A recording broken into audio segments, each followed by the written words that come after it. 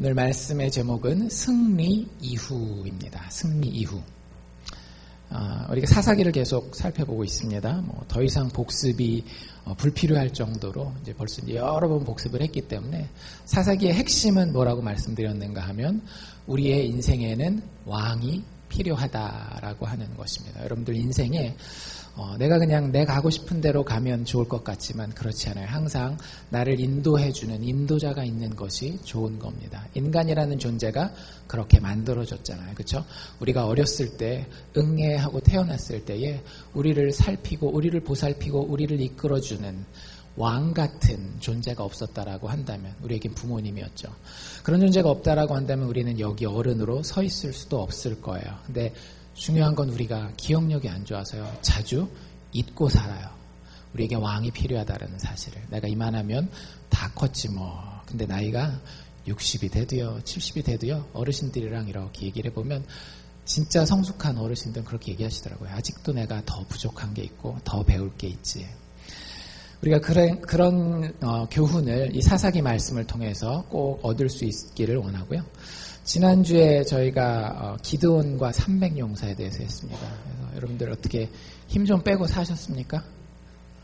인생에 여러 가지 문제가 있을 때 우리가 막 아귀다툼하고 내 가지고 내가 싸워야지 하는 그런 태도보다 하나님이 하나님의 백성으로 그 싸움을 싸우게 하는 모습은 우리의 힘을 빼고 예수 그리스도 복음의 약속을 의지하고 믿는 가운데에 하나님이 먼저 싸우시게 하고 우리는 그 뒤를 쫓아가는 것이 인생이 진짜 어려운 싸움을 싸우는 방법이다라는 이야기를 지난주에 함께 나눴습니다.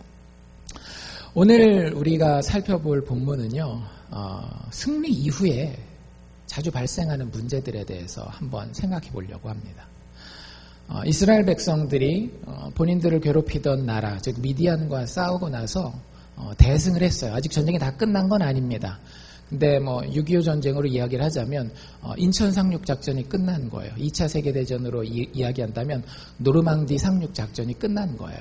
그래서 이제 차근차근 이제 싸워야 될 싸움만 싸워서 이기면 되는 건데 어쨌든 승리는 불보듯이 뻔한 겁니다. 문제는 이 승리 이후에 참 보기 별로 좋지 못한 좀 못난 모습들이 이렇게 보이는 게 이 8장의 이야기거든요. 이 이야기를 이렇게 쭉 살펴보면서 그런 생각을 해봤어요.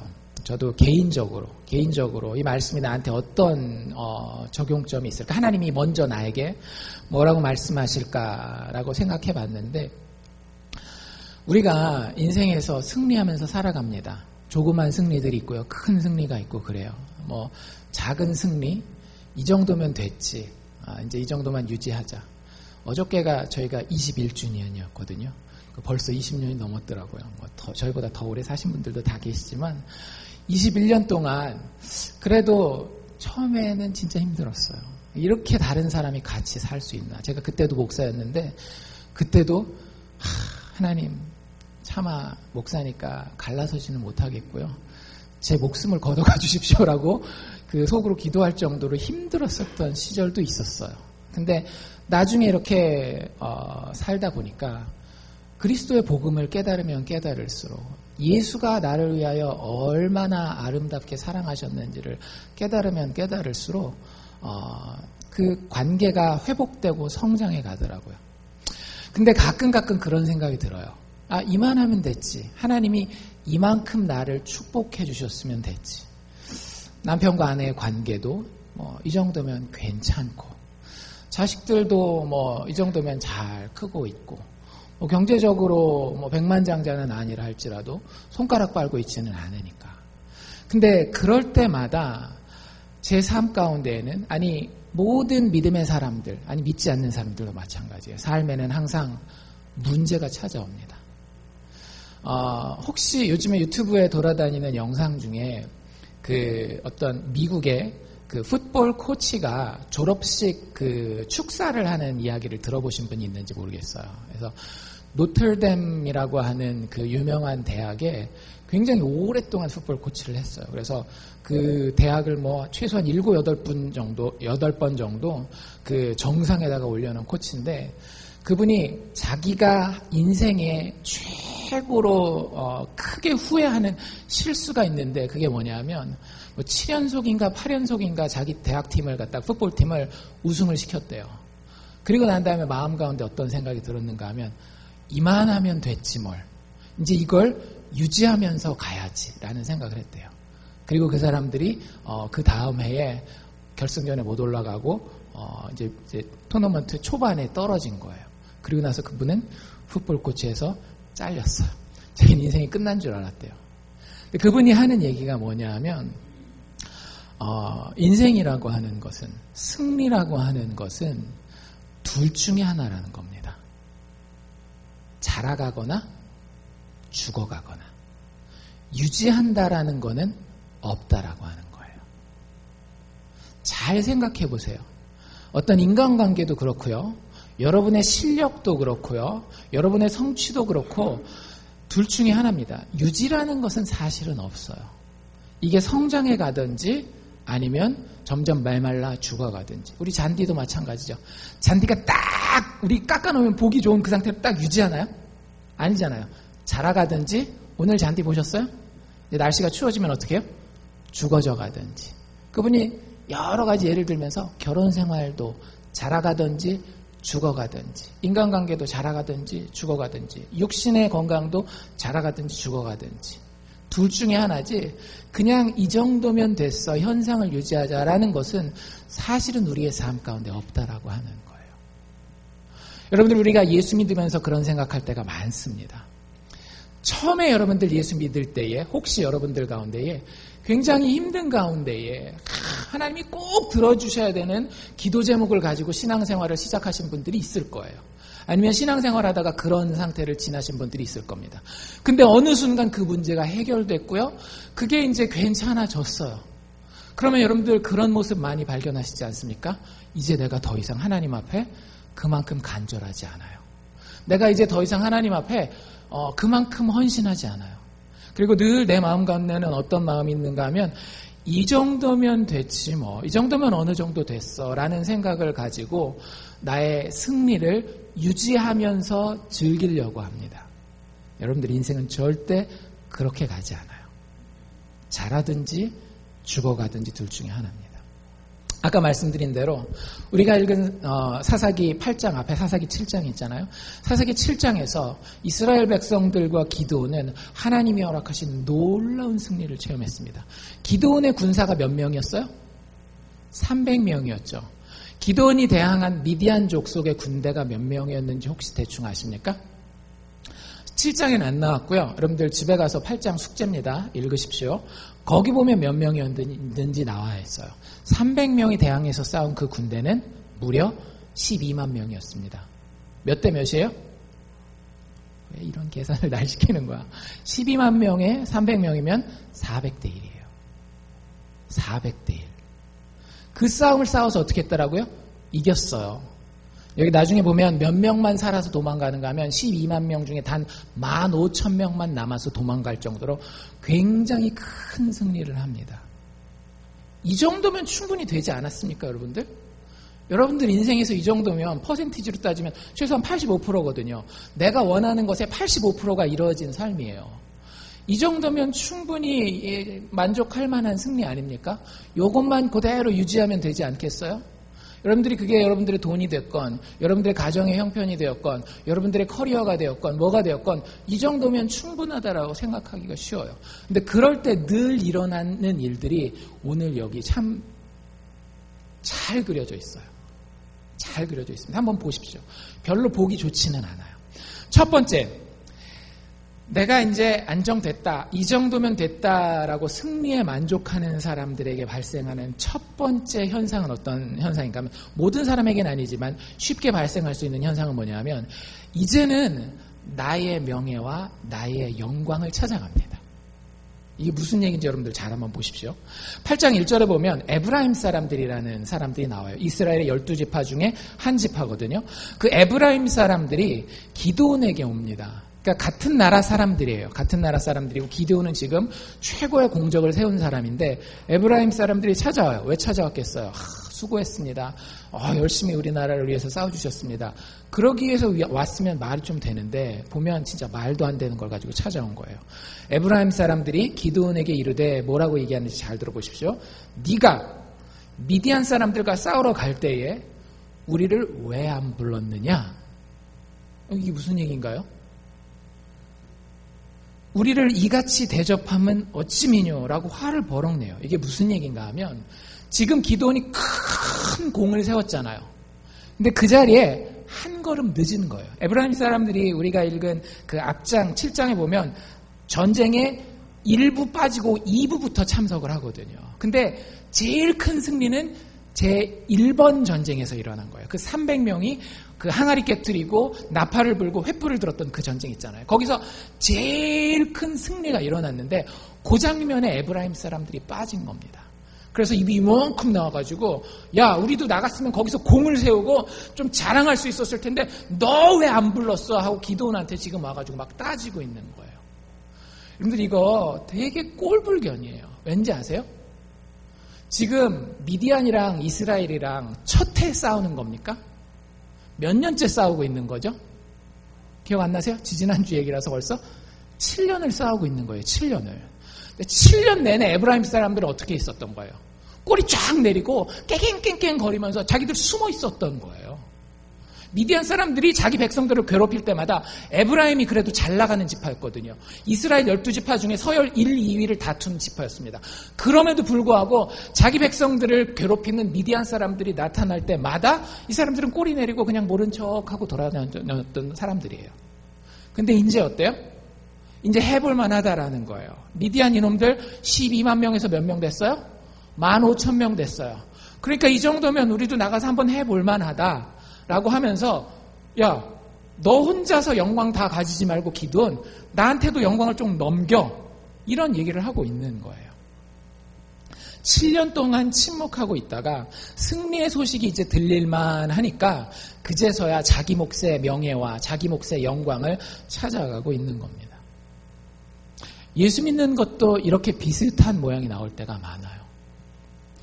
여러분들 그런 기억 있으세요? 하나님 앞에 정말 간절했었던 기억? 하나님 이거 아니면 안 됩니다. 이건 꼭 이루어 주셔야 됩니다. 그게 경제적인 문제가 되었건 신분의 문제가 되었건 자식에 대한 문제가 되었건 나의 건강에 대한 문제가 되었건 정말 하나님 앞에 낮아질 대로 낮아져서 주님 아니면 안 됩니다라고 하는 그런 순간 혹시 여러분들에게 기억에 남아있는지 모르시겠어요. 신앙생활 하다 보면 그런 때가 옵니다. 근데 문제는 언제 발생하는가 하면 하나님 그때 우리를 아주 이뻐하세요. 그만큼 낮아지고 그만큼 겸손한 자 하나님 정말 사랑하십니다. 근데 문제는 뭐냐 하면 그런 여러 어려움에서 벗어나서 내가 이제 승리했다. 좀 괜찮다. 영적으로나 물질적으로나 환경적으로 안정되게 되잖아요. 그럼 사실 우리가 이 에브라임 지파와 굉장히 비슷하게 반응하게 됩니다. 간절한 믿음, 하나님을 향한 정말로 순수한 헌신보다는 이제는 나의 체면과 나의 칭찬을 찾게 되는 거예요. 내가 교회에서 그래도 이만큼 봉사했는데 내가 이렇게 사람들을 위해서 돕고 착한 일 많이 했는데 사람들이 왜 나를 칭찬 안 하지? 저 사람 뭐야? 내가 그 사람 도와준 게 그 사람 몰래 가서 뭐 재정적으로도 도와주고 어려운 일 있을 때마다 내가 가서 도와주고 했는데 하나도 날 안 알아주네? 예전에는 그런 게 생각이 안 났거든요. 그저 예수 사랑하는 마음으로 내가 받은 사랑이 너무너무 커서 그것 가지고 아무것도 보이지 않고 예수만 바라보고 가서 섬기고 헌신하고 사랑하던 그런 사람이 이제 살만하고 이제 괜찮아지니까 뭐가 보이는 거예요? 사람들의 칭찬이 보이기 시작하는 거예요. 그래서 기드온이 칭찬해줘요. 에브라임 사람들이 그걸 원하니까 그래 옛다 먹고 떨어져라 하면서 뭐라고 얘기를 해주는가 하면 에브라임 지파와 우리 가족을 비교해보면 에브라임 지파에서 제일 조그맣게 난 그 포도가 우리 집안에서 나는 제일 큰 포도보다 훨씬 더 좋잖아. 그러니까 게임이 안 되는 거야. 니네가 짱이야 짱. 애도 아니고 진짜. 그 얘기를 들은 에브라임 지파가 어떻게 하는지 아십니까? 3절 맨 끝에 보니까 어찌 능히 너희의 한 것이 나와 비교되겠느냐. 기드온이 이렇게 얘기를 하니까 기드온이 이 말을 하며 그들의 분노가 화가 쫙 풀린 거예요. 진짜 제가 어제 이거 준비하면서 진짜 애다, 애. 근데 우리의 신앙이 이럴 때가 너무 많이 있어요. 기도는 이 사람들을 칭찬해주고요. 이 사람들은 그 사람이 자기를 칭찬해줬다는 것 때문에 너무너무 만족하고 있는 거예요. 하나님이 보이는 게 아니라 누가 보이는 거예요? 주변에 사람들이 보이는 거예요.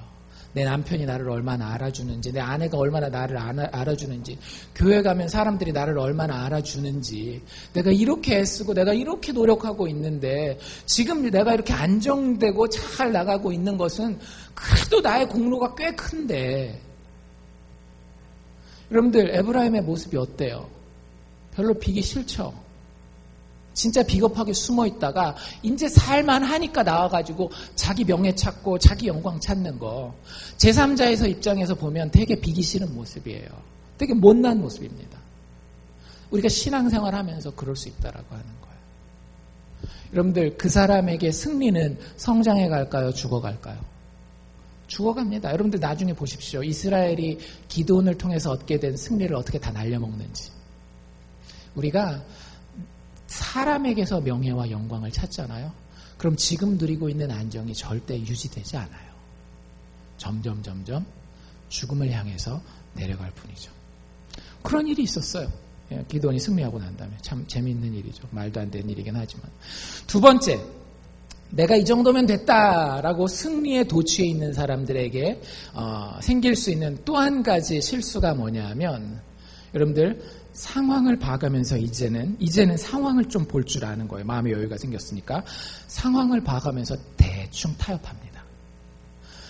에브라임 사람들을 해결하고 나서 기드온이 급하게 300명을 데리고 계속해서 전진합니다. 그 이유가 뭐냐면 미디안이랑 싸우고 있잖아요. 그래서 미디안의 군인들은 많이 물리셨고 장군들도 많이 죽였지만 결정적으로 아직 잡지 못한 사람들이 있었어요. 미디안의 두 왕이었습니다. 아마 공동통치 체제를 가지고 있었던 것 같아요. 그 사람들의 이름은 6절에 보면 세바와 살문나, 5절 6절 계속해서 나오는데, 세바와 살문나라고 하는 왕이 어떻게 해서든지 그 기드온의 군대에서 빠져나가서 도망간 거예요. 이게 이스라엘 지도라고 한다면 요단강 있죠. 이 요단강을 건너서 한 20마일 정도를 갖다가 쫙 도망을 갑니다. 20마일이 지금은 차 타고 다니니까 별거 아니지만 옛날에 걸어 다니면, 여러분들 걸어서 20마일이면 엄청나게 오래 걸려요. 그래서 그만큼 도망을 가는데 거기까지 기드온이 쫓아가요. 왜냐하면 항상 고대 전쟁은 누가 끝나야 돼요? 장군들이 끝나야, 왕들이 끝나야 전쟁이 끝나는 거거든요. 그러니까 15,000명 남긴 했지만 세바와 살문나가 남으면 다시 군대를 일으켜서 분명히 들어올 게 뻔해요. 그래서 가서 그 세바와 살문나를 잡기 위해서 기드온과 300명이 끝까지 요단강을 건너가서 쫓아갑니다. 그런데 요단강 건너편에도 사실은 여러분들 이스라엘 지파가 살았어요? 안 살았어요? 살고 있었어요. 이스라엘이 12지파지만 요단 서편에 가나안 땅에 9지파 반이 살고요. 요단 건너편 동편에 2지파 반이 삽니다. 그리고 거기서 두 마을을 만나게 돼요. 그 두 마을의 이름은 숫곳이라고 하는 마을과 브누엘이라고 하는 마을이에요. 근데 여러분들 한 10시간을 걸어서 막 간다라고 해봅시다. 막 쫓아가느라고 허겁지겁하면서 군장 다 가지고 막 이렇게 쫓아가요. 그럼 제일 힘든 게 뭐예요? 먹을 거, 마실 거란 말이에요.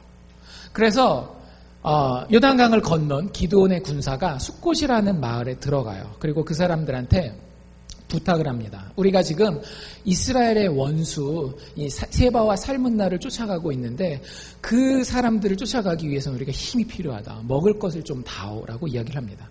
숫곳 사람들은 이스라엘 사람들입니다. 그 이스라엘 사람들이 도와달라고 하는, 음식 좀 달라고 하는 이 기드온의 말에 뭐라고 반응하는지 잘 보십시오. 6절에 보면 숫곳의 방백들이, 리더들이 나와서 이렇게 얘기를 합니다. 세바와 살문나가 지금 너의 손에 있느냐? 무슨 얘기예요? 야, 너 세바랑 살문나 잡아가지고 왔어? 아직 안 잡았지? 결국 무슨 얘기를 하고 싶은 거예요? 나는 너희한테 먹을 거를 주지 않겠다라는 거예요. 굉장히 약삭빠르고 굉장히 기회주의자인 거예요. 자기 나라가 위기 가운데 처해 있어서 그 나라를 위해서 싸우고 있는 이 기드온에게 너 이기는 게 분명해? 잡아왔어? 그러면 우리가 먹을 걸 줄 수도 있지. 근데 아직 안 잡아왔잖아. 잡아. 그럼 우리가 줄게. 아마 속에는 이런 두려움도 있었을 거예요. 여기서 기드온을 잘못 도와줬다가 만약에 기드온이 지면 어떻게 되겠어요? 나중에 미디안 사람들이 와서 보복할 때니까 그런 두려움도 있었겠지만 사실 이 사람들이 말하는 투를 보잖아요. 굉장히 지금 비꼬고 있어요. 기드온을. 왜 기드온을 비꼬고 있을까요? 기드온을 봤기 때문에 그래요. 기드온과 기드온의 군대. 이게 무슨 얘기냐 하면 지금 미디안 군대가 방금 도망갔어요. 그 숲곳을 쭉 지나서 몇 명이었어요? 15,000명이 남아서 도망갔습니다. 물론 12만 명이어서 그만큼 줄어든 게 작은 거긴 하지만 15,000명이 훅 지나갔어요. 근데 그 15,000명이 막 도망가는데 뒤에서 쫓아오는 사람들 딱 보니까 기드온이랑 몇 명이 쫓아와요? 300명 꼴랑 쫓아오는 거예요. 300명 꼴랑. 그러니까 스콧 사람들이 생각을 해본 거죠. 상황 판단이 지금 되는 거예요. 분명히 둘이서 싸우겠다. 15,000명하고 300명하고 싸우겠다. 근데 어떤 판단이 선 거죠? 15,000명이 이기겠구나. 기드온 이놈 비실비실하다가 결국에는 망하겠구나. 기드온의 군대 수가 적다라고 지금 이 숫곳 사람들은 굉장히 멸시하고 있는 겁니다. 그런데 사실 이 숫곳 사람들의 멸시는 기드온만을 향한 게 아니죠. 결국에는 궁극적으로 누구를 향하는 거예요? 하나님의 능력을 멸시하고 하나님의 주권에 대하여 확신하지 못하는 그런 모습을 보여주고 있는 겁니다. 그래서 그 상황 잘 보고 만약에 기드온의 숫자가 많았다면 숫곳 사람들 어떻게 했어요? 분명히 이 숫곳 사람들은 기드온 편을 들었을 거예요. 먹을 거 줬을 거예요. 그런데 상황을 잘 살펴보니까 어때요? 기드온의 군대는 작고 미디안의 군대는 많아 보이는 거예요. 그러니까 거기에 상황에 따라서 이리 붙었다 저리 붙었다 대충 타협하면서 그들의 인생의 길을 결정하고 있는 겁니다. 제3자 입장에서 여러분들 보기 좋습니까? 굉장히 지혜롭게 인생을 사는데 그래 인생은 저렇게 사는 거야. 그런 생각하세요? 아니죠. 되게 좀 밉죠. 자기를 위해서 싸우는 하나님의 군대인 기드온과 300명에 대해서 이렇게 상황 봐가면서 따지는 이 모습이 되게 못난 모습이에요. 별로 보기 좋은 모습이 아니에요. 여러분들 이게 우리의 삶에도 그대로 나타난다니까요. 하나님이 이제 어느 정도 안정을 시켜줬어요. 그러면 어떤 생각이 드는가 하면 내가 진짜 힘들고 신앙적으로 깨어있을 때는 하나님한테 올인하던 것이 이제는 그 올인했던 그 에너지와 헌신과 혹은 돈을 다 꺼냅니다. 다시 다 꺼내요. 그리고 저울질을 해봅니다. 어느 정도 내가 투자를 하면 어느 정도 시간을 투자를 하면 어느 정도 에너지를 투자를 하면 어느 정도 정성을 투자를 하면 내가 내가 지금 누리고 있는 이 승리의 유익을 잘 유지할 수 있을까. 하나님을 보는 것 같다가도 결국에는 세상의 상황을 더 중시하게 됩니다. 그들의 결론이 별로 좋지 않아요. 나중에 이 숫곳 사람들과 그 다음에 브누엘 사람들도 똑같이 대답하거든요. 그랬을 때에 나중에 이 사람들 결국엔 망해요. 승리의 주인공이 되지 못합니다. 승리의 초반을 같이 맛보긴 했지만 승리의 결론을 같이 맛보는 사람이 되지는 못한다라고 하는 거예요. 여러분들 한번 잘 생각해 보세요. 비기도 싫죠. 게다가 결론적으로도 좋은 열매를 거두지 못하는 거예요. 근데 많은 우리가 이 함정 가운데 빠진다라고 하는 것, 우리가 꼭 기억해 놔야 할 부분이 아닌가라는 생각이 듭니다. 그 다음에 승리에 도취한 사람들, 이 정도면 됐지라고 안정을 유지하려고 하는 사람들에게 발생하는 또 한 가지 특징이 뭔가 하면 기드온에게서 발견되는 겁니다. 기드온에게서. 한번 기드온이 어떤 일을 하는지 보죠. 일단 기드온이 굉장히 큰 승리를 거두죠. 근데 에브라임 사람을 대할 때랑 이 숫곳 사람들을 대할 때랑 기드온이 태도가 일관적입니까? 왔다 갔다 합니까? 되게 왔다 갔다 해요. 에브라임 사람들은 쉽게 생각하면 기드온한테 좀 도움을 주는 사람이에요. 기드온이 나가서 같이 싸우자라고 했을 때 에브라임 사람들은 늦게 나오긴 했지만 그래도 나와서 싸웠습니다. 숫곳 사람들은 기드온에게 도움을 주지 않는 사람이었어요. 근데 이 두 그룹을 대하는 기드온의 태도가 너무 극명하게 갈라져요. 자기에게 도움이 되는 그 에브라임 사람들한테는 어떻게 했어요? 아까 그 1절에서 3절 읽으시면서 좀 그런 생각 안 들었어요? 좀 비굴하다, 사람이. 자존심이 있지. 솔직히 그 싸움 누가 다 싸운 거예요? 기도원이 다 싸운 거잖아요. 근데 거기 와가지고 막 따지고 있는데 그래도 뭐 나한테 도움이 되니까 거기는 가서 아부하고 아첨하고 그런 모습입니다. 숫곳 사람들, 이 브누엘 사람들한테는 어떻게 하는가 하면 내가 너희를 안 도와줘라는 그 얘기를 딱 듣자마자 기도원이 뚜껑이 확 열려요. 그리고 나서 내가 분명히 이기고 돌아온다. 너희 이 마을로 돌아와서 가시하고 그 채찍 같은 걸로 너희들 다 살점을 뚝뚝 떨어뜨려내고 너희들 그 맨날 모이는 그 마을 회관 있지. 여기 망대라고 돼 있는데 마을 회관 내가 통째로 다 무너뜨리고 거기 있는 놈들 다 죽여버릴 거야. 말 자체가 굉장히 거칠고 험하죠. 근데 그렇게 얘기를 해요. 이게 같은 사람이라고 보기가 너무 힘들어요. 에브라임 사람한테는 가서 팍 아부를 하고 자기한테 도움이 되지 않는 숫곳 사람들, 브누엘 사람들한테는 가서는 자기가 낼 수 있는 모든 분노는 다 쏟아내는 거예요. 이 정도면 리더를 해서 됩니까? 안 됩니까? 이런 사람은요, 사실은 리더를 하면 안 돼요. 통제력을 잃어버린 장군입니다. 하나님이 보이는 게 아니라 지금 나한테 얼마나 만족을 줄 수 있는지 안 줄 수 있는지 그것만 보이는 거예요. 내가 기준이 되어서 나한테 도움이 되는지 안 되는지 그것만 가지고 때로는 이렇게 때로는 저렇게 완전히 이중적인 삶을 살아가는 모습을 보이게 되는 겁니다. 그 다음에 더 큰 그 놀라운 일은 무엇인가 하면 22절부터 나오는데요. 22절 이제 다 끝났어요. 세바 살문나도 잡아서 그 미디안 왕들도 사형시키고 난 다음에 이런 일이 일어납니다. 이때에 이스라엘 사람들이 기드온에게 말했다. 이스라엘 사람들이 전쟁을 다 이기고 온 기드온에게 이렇게 얘기를 하는 겁니다. 당신이 우리를 미디안의 손에서 구원하셨으니 당신과 당신의 아들과 당신의 손자들이 우리를 다스리소서. 이거 뭐 하라는 얘기예요? 대를 이어서 우리에게 왕이 되어 주십시오라고 하는 거예요. 이거 굉장히 방향이 제대로 가고 있는 것 같죠? 왜? 사사기의 최종 목적이 뭐라 그랬어요? 왕을, 진실한 왕을 가지는 건데 이 말을 탁 할 때에 사실 이스라엘 백성들한테는 진실한 마음은 없었어요. 단지 이 기드온이라는 사람과 그 가정을 잘 이용하면 본인들이 편하리라고 생각한 겁니다. 이거에 대해서 기드온이 뭐라고 대답하는지 잘 들어보십시오. 23절인데요. 기드온이 그들에게 이르되 내가 너희를 다스리지 아니하리라. 딱 거절을 해요. 그리고 난 다음에 더 감동스러운 장면이 있는데 나의 아들도 너희를 다스리지 않을 것이요. 맨 뒤에 뭐라고 얘기를 하는가 하면 여호와께서 너희를 다스리시리라. 이렇게까지 신학적으로 또 이런 뭐라 그래야 될까 바른 지식을 하나님에 대한 지식을 하나님의 계획에 대한 지식을 가진 사람이 많지 않아요. 굉장히 기드온의 신앙의 수준이 어때 보여요? 아주 높아 보여요. 굉장히 뭐 이 정도 말할 수 있으면 이 정도 대표 기도할 수 있으면요. 저 사람 우리 교회 뭐 장로님이야. 저 사람 우리 교회 뭐 후임 목사님으로 세워드리겠습니다. 뭐 이런 식으로까지 얘기할 정도로 굉장히 신앙적으로 있어 보입니다. 근데 문제는 그 다음이에요. 기드온이 24절에 보면 한 가지 부탁을 합니다.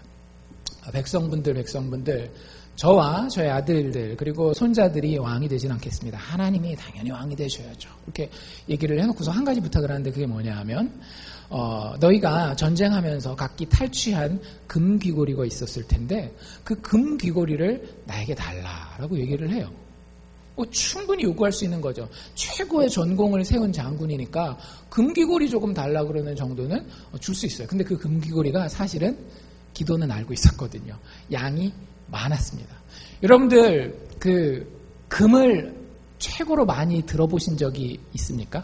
몇 킬로나 들어보셨어요? 금을 킬로그램으로 따지는 사람은 사실은 없죠. 금은 뭐 기껏해야 몇 그램 뭐 이렇게 돈 이렇게 따져봤자 그거 진짜 얼마 안 되잖아요. 근데 그 결국에 기드온이 그래가지고 받은 금이 중량이 얼마나 되는가 하면 여기 이제 히브리 그 세겔로 나와 있는데 보통 성경학자들이 최소 50kg에서 70kg이래요. 제 몸무게가 60kg거든요. 제 몸무게 정도의 금을 그 기드온이 가지게 된 거예요. 그러니까 기드온이 사실은 굉장히 계산이 빠른 사람입니다. 우리 봐서 알잖아요. 하나님과도 얼마나 막 이렇게 왔다 갔다 거래하고 막 이렇게 요구하고 하는지 보이잖아요. 근데 굉장히 되게 계산이 빠른 사람이에요. 그래서 금을 70kg를 갖다가 받았어요. 뭐 거기까지도 괜찮아요.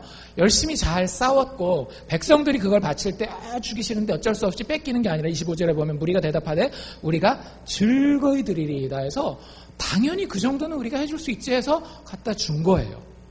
근데 문제는 뭐였는가 하면 26절에 보면 27절입니다.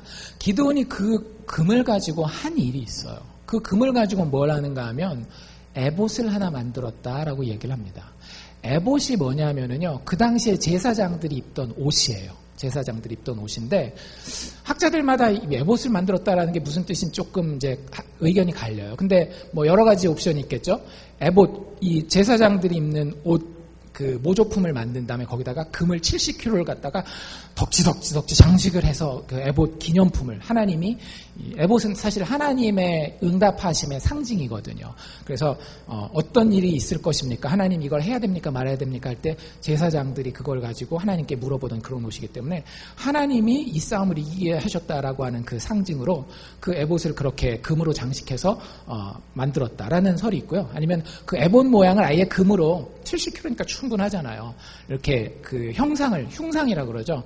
형상을 만들었다 뭐 그런 얘기도 있고, 그냥 에봇이 여기서는 다른 뜻으로 우상 신의 모양이다 해가지고 하는데, 어쨌든 그걸 만들어서 자기 동네에 이방 신전에다가 갖다 놓습니다. 문제는 뭐냐 하면 사람들이 그거에 와서 대놓고 절하고 그걸 섬기는 거예요. 전쟁을 누가 이기게 해주셨어요? 하나님이 이기게 해주셨어요. 근데 사람들은 뭘 섬겨요? 기드온이 만들어 놓은 금 에봇 신상을 섬기고 있는 거예요. 아까도 말씀드린 것처럼 기드온이 겉으로 보일 때는, 겉으로 하는 말을 잘 들어봐서는 굉장히 신앙이 좋은 사람처럼 보여요. 하나님이 우리의 왕이 되셔야 합니다. 뭐 이럴 정도로. 그리고 이 에봇을 만드는 이유도, 동기도 아주 불순하지만은 않아요. 야, 우리 이방신을 섬기자 그런 것보다는, 하나님이 우리에게 승리를 주신 기념품이 좀 있어야 되지 않겠느냐. 그래서 그 기념 모델로 이 에봇을 만들어서 거기다 그냥 갖다 놓은 것 뿐이에요. 근데 그걸 하나님의 백성들인 이스라엘 백성들이 가서 우상신처럼 막 섬기죠. 비나이다 막 기복하고 이런 거죠. 왜 기드온에게 이런 일이 일어났을까요? 기드온이요, 자기 신앙이 좋은 줄 알았는데 사실 아니었던 거예요. 기드온이 뭐만 알았으면 이 에봇 안 만들었을까요? 10계명만 알았어도 이거 안 만들었어요. 여러분 성경 다 안 보더라도 교회 대충 왔다 갔다 한 사람이라도 10계명은 다 아시지 않으세요? 뭐 다는 아니지만 얘기하면 맞아 그거 10계명이 있지 이렇게 알잖아요. 뭐 살인하지 말라, 간음하지 말라, 도적질하지 말라, 내 부모를 공경하라 뭐 이런 것들. 그 중에 제 1계명이 나 외에 다른 신을 너희에게 있게 하지 말라라고요. 두 번째 그 계명이 뭐냐면 새긴 우상을 너희를 위하여 만들지 말라라고 얘기를 해요. 아무리 그걸 너희가 하나님이라고 부른다 할지라도 새긴 우상은 절대 만들지 말라라고 얘기를 해요. 왜? 사람의 디폴트 모드가 뭐냐면 눈에 보이는 것을 의지하게 되거든요. 비상식적이고 미신적으로 하나님을 믿게 돼요. 근데 기드온이 그걸 알았던 거예요? 몰랐던 거예요? 몰랐던 거예요. 그냥 자기가 경험했던 거 있잖아요. 기드온에게 신앙적인 경험이 있었나요? 없었나요? 있었어요. 여러분들 쉽게 얘기하자면 기드온은 하나님을 만난 사람입니다. 그렇잖아요. 하나님이 전쟁 나가기 전에 직접 여호와의 사자의 모습으로 내려와서 기드온과 면대면으로 얼굴 대 얼굴로 만나준 사람이에요. 신앙의 기적의 체험이 있었던 사람입니다. 근데 이 사람의, 그리고 신앙적인 언어는 어땠어요? 굉장히 막 거룩했어요. 하나님만이 우리의 왕이십니다. 그런데 그 사람의 신앙의 실체는 어떤 거였어요? 애기도 이런 애기가 없는 거예요. 하나님이 뭘 해라, 뭘 말하라 하는 거에 대한 기초적인 지식조차도 없는 그런 사람이었던 겁니다. 여러분들, 기드온이 여기서 해야 되는 일은 뭐냐면 어떤 목사님, 어떤 주석가가 이 부분에 대해서 이렇게 한탄하고 있더라고요. 기드온은 하나님이 만들어 놓은 하나님의 형상을 닮은 아주 존귀한 존재이다. 기드온 자체가 하나님의 형상이라고 하는 거예요. 그래서 그 형상이 죄로 인해서 무너졌지만 하나님이 다시 회복시키셨기 때문에 이제는 하나님의 말씀으로, 하나님의 성령으로 옷 입어서 기드온 자체가 하나님 보시기에 아름다운 형상으로 날마다 성장했어야 된다라는 거예요. 그런데 기도는 그렇게 하지 아니하고 자기를 위하여 따로 형상을 만들어 놓고 그 형상을 이방의 재료들을 갖다가 덕지 붙여서 옷 입히고 그것을 장식했다라고 하는 그런 안타까운 모습을 한탄하는 그런 글을 써 있는 걸 제가 봤습니다. 여러분들, 우리는 그렇지 않나요? 하나님께서 우리 하나하나를 부르시고 우리를 승리의 자리로 이끌으셨을 때는 여러분들 주변에 있는 다른 게 중요한 게 아니에요. 하나님이 여러분들을 부르셨다라는 것 자체가 너무너무 중요한 사실입니다. 왜? 하나님을 어느 정도까지 부르셨어요? 자기 목숨을 우리를 위해 주시기까지 우리를 부르셨어요. 그 사랑과 그 아름다운 형상의 모습을 우리가 가지고 있는데 이제 우리가 옷 입어야 하는 것은 무엇인가 하면 하나님의 성령으로 하나님의 말씀을 통하여 옷 입는 것이 우리에게 필요한 거예요. 그런데 많은 우리는 조금 신앙적으로 삶이 안정됐다 싶으면 그거 다 내려놓고 더 아름답게 만들 수 있는 형상 없어? 그리고 그 형상을 만들어 놓고 거기에 돈으로, 거기에 명예로, 거기에 뭐 여러 가지 세상이 이야기하는 좋다는 것들로 옷 입히려고 해요. 그리고 그걸 하나님이라고 부르면서 하나님이 나에게 주신 거야 라고 하면서 하나님보다 그것을 더 많이 섬기는 모습을 우리가 많이 경험하게 됩니다. 다른 사람 이야기할 것 없고요. 제 이야기부터. 그런 기드온의 삶의 모습이 여러분들 어땠을 것 같습니까? 진짜 사람들이 봤을 때, 야, 기드온 이 정도면 우리의 리더가 될 만하겠다. 이 정도면 우리가 믿고 모든 것을 맡길만 하겠다. 그런 모습이었을까요? 그렇지 않아요. 뒤에 보면 참 재밌는 기드온에 대한 그 묘사가 나오는데요. 기드온을 설명하는데 30절에 이렇게 설명을 합니다. 신앙적으로 겉에 보이는 모양은 좋아 보이지만 사실 속은 하나님의 말씀도 모르고 성령으로 힘입고자 하는 그런 의지도 너무너무 작았던 그 기드온의 궁극적인 삶의 모습은 어떻게 드러나는가 하면요. 기드온에게 아내가 많았다. 되게 재밌는 표현이죠. 그렇죠? 성경에 왜 아내 얘기를 그렇게 할까? 근데 강조해서 하고 있어요. 여러분들 집에 가서 한번 보십시오. 30절에 기드온에게 아내가 많았다. 그 밑에 31절에는 뭐라고 얘기하는지 아세요? 세겜에 가면 기드온에게 첩도 있더라. 칭찬하는 걸까요? 야, 역시 권력이 세서 많은 여자를 거느렸어. 하나님의 축복이야. 이 얘기하는 걸까요? 절대 아니에요. 여러분들 오해하지 마십시오. 이슬람교는 이 구약 성경을 오해해서요. 지금도 어떻게 해요? 지금도 이슬람교는 일부 다처제를 해요. 그리고 그게 어디에 나와 있다고? 구약 성경에 나와 있다고. 아브라함도 일부 다처제, 다윗 왕도, 여기 기드온도 다 남편이 여러 여자를 거느려서 그 먹여 살리는 게 참 사회적인 역할을 잘하는 거예요. 그렇게 얘기를 해요. 구약 성경을 어떻게 그렇게 오해하면서 읽는지 몰라요. 여러분들 구약 성경 보십시오. 한 남자가 자기 아내를 떠나서 다른 아내들을 자꾸 취할 때에 항상 본인도 감당하기 힘든 너무너무 큰 어려움에 빠집니다. 본인 대해서도 그렇고요. 그 다음 세대에 걸쳐가면서. 첩은 말도 할 것도 없는 거예요. 근데 기도는 뭐라고 생각했겠어요? 자기가 좀 해놓은 게 있는 거예요. 나라를 위해서 내가 뛰었는데, 남자들이 보통 그렇게 생각하잖아요. 내가 집을 위해서, 우리 가정을 위해서 이만큼 헌신하는데 이 정도는 좀 괜찮지 않을까.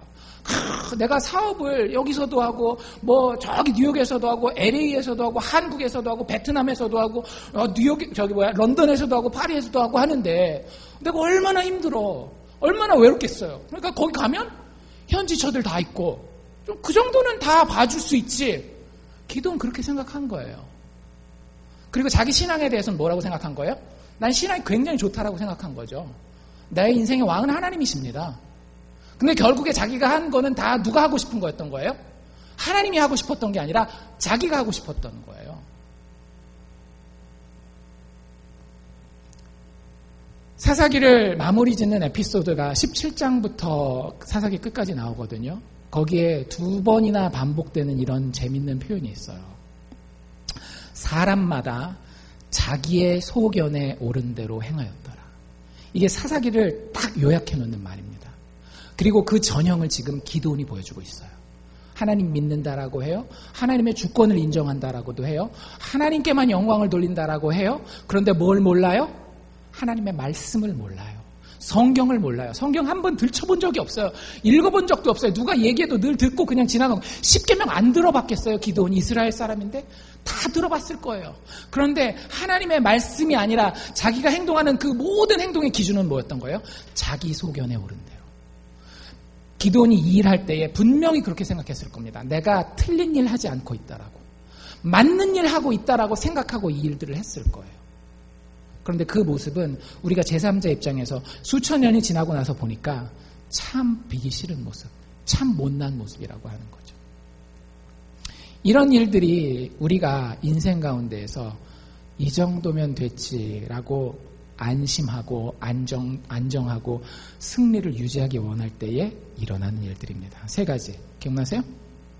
이제 내 명예를 슬슬 찾기 시작하고요. 상황을 봐가면서 이제 대충 이제 타협하기 시작하고요.